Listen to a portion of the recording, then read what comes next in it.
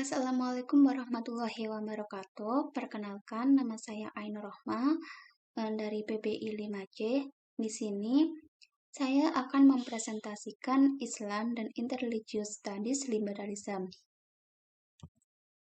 Nah, untuk pembahasannya sendiri, nanti kita akan membahas apa pengertian dari liberalisme Islam, asas pemikiran liberalisme Islam, dan juga liberalisme Islam dalam Interreligious Studies.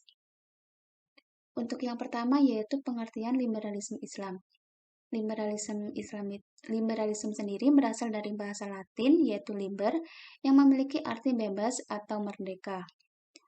Liberalisme adalah istilah untuk menyebut ideologi dunia barat yang berkembang sejak masa reformasi gereja yang mana menandakan berakhirnya abad pertengahan. Secara harfiah, istilah liberal mempunyai arti bebas dari batasan. Karena konsep dari liberalisme sendiri adalah kehidupan yang bebas dari aturan dan pengawasan. Menurut etimologi, Islam liberal adalah Islam yang bebas atau Islam yang memberikan kemerdekaan berpikir.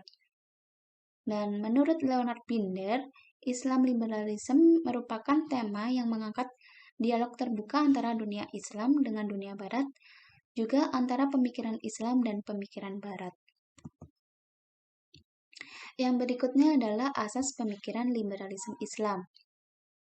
Asas liberalisme sendiri dibedakan menjadi 3, yaitu asas kebebasan, asas individualisme, dan asas rasionalis. Nah, asas kebebasan yaitu asas yang setiap individu bebas melakukan perbuatan. Negara tidak memiliki hak untuk mengaturnya.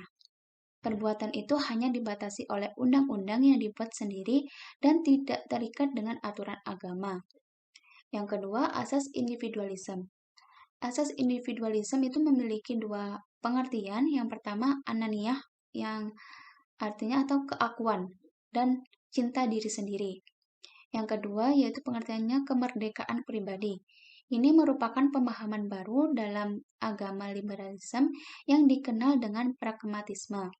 Dan yang terakhir adalah rasionalis. Dalam artian akal bebas dalam pengetahuan dan mencapai kemaslahatan dan kemanfaatan tanpa butuh kepada kekuatan di luarnya. Yang selanjutnya ada prinsip liberalisme Islam menurut Greg Barton. Nah, yang pertama pentingnya kontekstualisasi ijtihad. Yang kedua, komitmen terhadap rasionalitas dan pembaharuan. Yang ketiga, penerapan terhadap pluralisme sosial. Dan yang terakhir adalah pemisahan agama dari politik dan adanya posisi non-sektarian agama.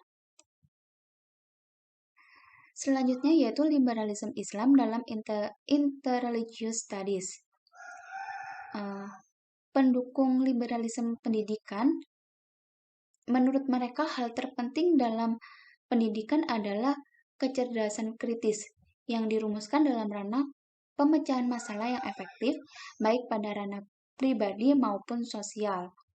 Yang kedua, menurut orang-orang pendukung liberalisme, kecerdasan itu adalah kecerdasan kritis yang biasa disebut sebagai pemecah masalah eksperimental adalah sarana yang mendahului setiap tujuan. Dan pendidikan juga merupakan media untuk mensosialisasikan dan mereproduksikan norma-norma moral keyakinan dan nilai-nilai dasar agar masyarakat dapat berfungsi dengan baik.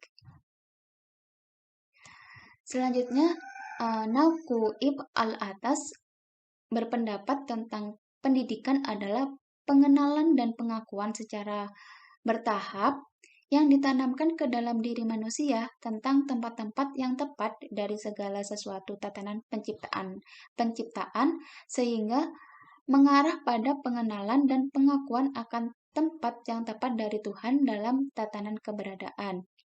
Nah, dalam pendidikan liberalisme Islam itu sendiri, ilmu-ilmu yang dipelajari seperti fikih dan usul fikih, hadis dan ilmu hadis, tafsir dan ilmu tafsir, ilmu tasawuf dan usul al-din atau teologi yang membentuk kerangka dasar ilmu-ilmu tradisional Islam di samping ilmu bahasa Arab. Liberalisme Islam merupakan sebuah konsekuensi logis dari perkembangan berbagai pendekatan dan metodologi dalam studi Islam. Dan perkembangan ilmu sosial dan humaniora membuat pemilihan pendekatan dan metodologi studi Islam semakin terbuka. Sekian presentasi dari saya hari ini. Terima kasih. Wassalamualaikum warahmatullahi wabarakatuh.